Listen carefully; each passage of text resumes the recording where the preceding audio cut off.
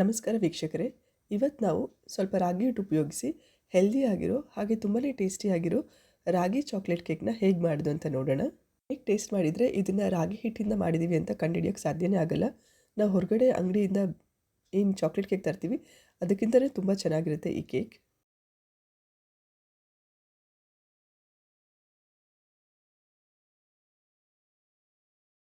ಒಂದು ಬೌಲ್ಗೆ 1 ಕಪ್ ಮೊಸರು ಹಾಕೊಳ್ಳೋಣ. ನೀವು ಮೀಡಿಯಮ್ ಆಗಿರೋ ಮೊಸರಾದರೂ ತೊಗೊಬೋದು ಅಥವಾ ಸಿಹಿ ಮೊಸರಾದರೂ ತೊಗೊಳ್ಳಿ, ಆದರೆ ಹುಳಿ ಮೊಸರು ಮಾತ್ರ ತೊಗೋಬೇಡಿ. 1 ಕಪ್ ಮೊಸರು ಹಾಕಿದ್ಮೇಲೆ ಈಗ ಇದಕ್ಕೆ ಅರ್ಧ ಚಮಚ ಅಡುಗೆ ಸೋಡಾ ಹಾಕಿ, ಅಡುಗೆ ಸೋಡಾ ಮತ್ತು ಮೊಸರು ಎಲ್ಲ ಚೆನ್ನಾಗಿ ಮಿಕ್ಸ್ ಆಗೋ ತನಕ ಮಿಕ್ಸ್ ಮಾಡ್ಕೊಳ್ಳಿ. ಅಡುಗೆ ಸೋಡಾ ಮೊಸರು ಎಲ್ಲ ಚೆನ್ನಾಗಿ ಮಿಕ್ಸ್ ಆದಮೇಲೆ ಈಗ ಅಡುಗೆ ಸೋಡಾ ಮೊಸರು ಮಿಕ್ಸ್ಚರ್ನ 5 ನಿಮಿಷ ರೆಸ್ಟ್ ಮಾಡೋಕ್ಕಿಡೋಣ.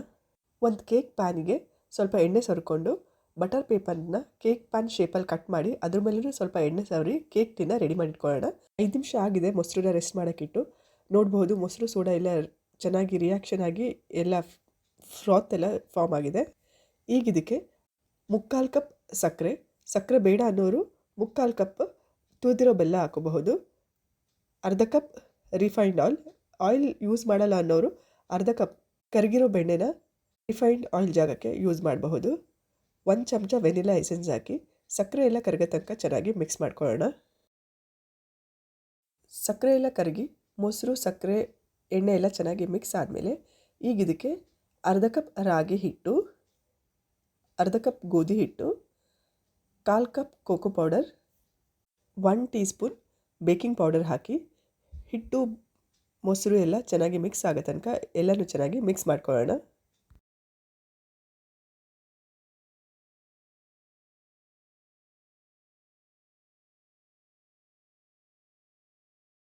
ನೋಡಬಹುದು ಎಲ್ಲೂ ಗಂಟಿಲ್ದಿರೋ ಥರ ಹಿಟ್ಟೆಲ್ಲ ಚೆನ್ನಾಗಿ ಮಿಕ್ಸ್ ಆಗಿದೆ. ಈಗ ಇದನ್ನು ನಾವು ರೆಡಿ ಮಾಡಿ ಇಟ್ಕೊಂಡಿರೋ ಕೇಕ್ ಟಿನ್ನಿಗೆ ಹಾಕೊಳ್ಳೋಣ.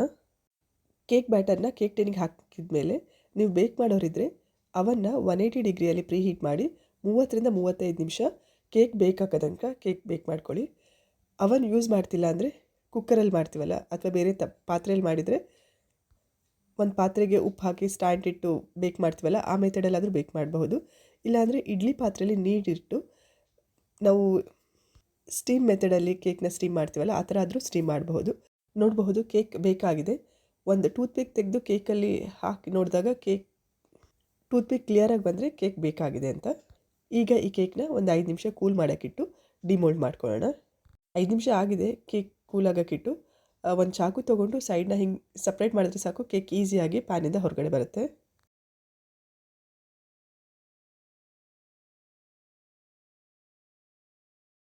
ಒಂದು ಪಾತ್ರೆಗೆ ಸ್ವಲ್ಪ ನೀರು ಹಾಕಿ ಅದ್ರ ಮೇಲೆ ಒಂದು ಬೌಲ್ ಇಟ್ಟು ಈಗ ಇದಕ್ಕೆ ಅರ್ಧ ಕಪ್ ಡಾರ್ಕ್ ಚಾಕ್ಲೇಟ್ ಹಾಕೋತಿದ್ದೀನಿ.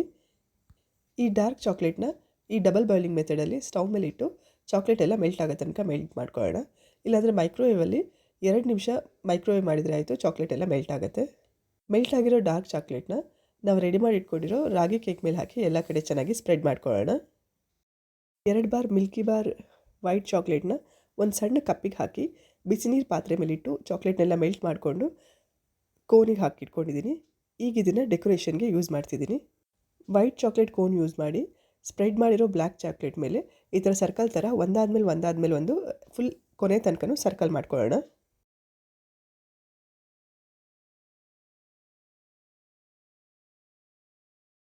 ಎಲ್ಲ ಆದಮೇಲೆ ಒಂದು ಟೂತ್ಪಿಕ್ ತೊಗೊಂಡು ಈ ಥರ ಫ್ಲವರ್ ಶೇಪಲ್ಲಿ ಕೇಕ್ನ ಡೆಕೋರೇಟ್ ಮಾಡ್ಕೊಳ್ಳೋಣ.